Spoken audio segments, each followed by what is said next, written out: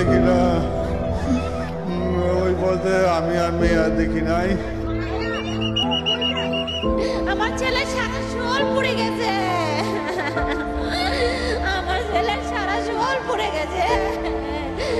আমার যাইতে হতো না, আমি চাইতাম আমার বাচ্চারা বাজাইতে, আমি আগুন পুড়তেই চাইতাম, কিন্তু আমার যাইতে দেয় নাই। আল্লাহর কাছে ডাকি, আল্লাহ তুমি আমাকে কালা কুপাচারটা সন্তান দাও, তবু তুমি আমার একটা বাচ্চা দাও যে আমাকে মা বলে ডাকবে। কলজার টুকরা আমার ভাই তো বাঁচত না। এগুলো নাম নয়, এসব এক একটি মৃত্যু।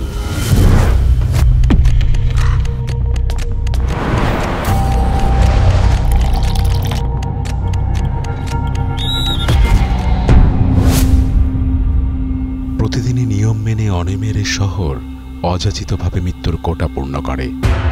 এই শহরটা যেন কবর, এখানে মানুষের মৃত্যু মিছিল হয়। হ্যাঁ, মৃত্যু এই তো সামনেই।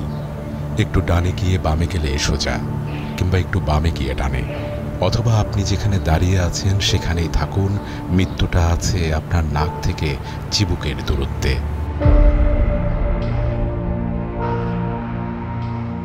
রানা প্লাজার দুঃখটা আজও আহাজারি করে কংক্রিটের অন্ধকারে। নিমতলির ছাই আজও ফোটাতে পারেনি একটি গোলাপ। চুরিহাট্টার গনগনে আগুন শোনাতে পারেনি ফাগুনের একটা গল্প। বেইলি রোডে গ্রিন কজিরি পুড়ে যাওয়ার সন্ধ্যায় এখনো মেলে লাশের গন্ধ। হাসতে ভুলে গেছে মাইলস্টোন ট্র্যাজেডির কান্নাগুলো। এ শহরে মানুষের মৃত্যু যেন এমনই সস্তা, যেখানে ভবনের উপর থেকে পড়া শখের টব কেড়ে নেয় সুখের জীবন। মানুষ মরে আগুনে, সংঘর্ষে, রাজনৈতিক দ্বন্দ্বে। মানুষ মরে যানবাহনের তলায়, চিরে চ্যাপ্টা হয়ে সিস্টেমের জাতাকলে।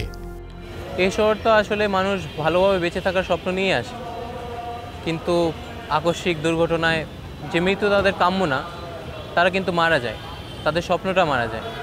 তাদের সাথে মানুষরা হয়তো তার কবরটা জিয়ারত করে, আবার যখন নতুন একটা মৃত্যু ঘটে তারা সেই পূর্ববর্তী মৃত্যুটাকে ভুলে যায়।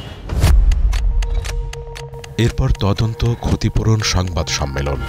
এখন এখানে জীবনের রেট নির্ধারিত। মৃত শিশুর দাম 5 লাখ, রোড অ্যাক্সিডেন্টে সরকারি কর্মচারীর দাম 10 লাখ। শ্রমিক হলে কিছু কম আর গরিব হলে তদন্ত সাপেক্ষ।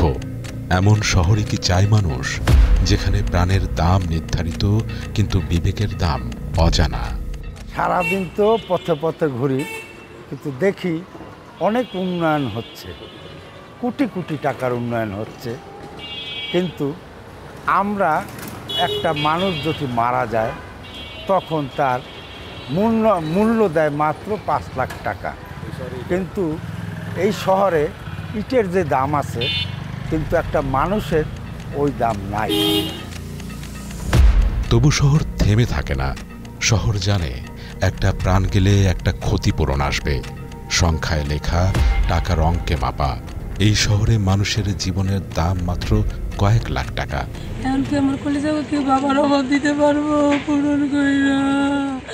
আবুল কালামের পরিবারের ডুকরে ওঠা কান্না কি মানছে তা?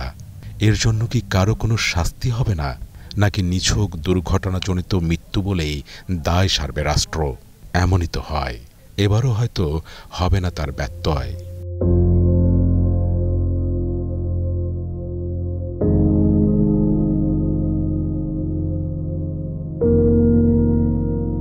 তবু মানুষ বাঁচে, কেননা এই শহরে বেঁচে থাকা নিজেই এক প্রতিরোধ। মানুষ হাসে, প্রেমে পড়ে, বিয়ে করে, সন্তান জন্ম দেয়, কারণ মানুষ হয়তো এখনো বিশ্বাস করে মানুষের দাম টাকায় নয়, তার গল্পে। একদিন হয়তো কেউ প্রশ্ন করবে, এই শহরে মানুষ বাঁচে কিসে? স্বপ্নে, বেতনে, বঞ্চনায়, নাকি মৃত্যুর ক্ষতিপূরণে? হয়তো উত্তর দেবে কেউ, এই শহরে এখন মানুষ মরে টাকায় আর বাঁচে অভ্যাসে।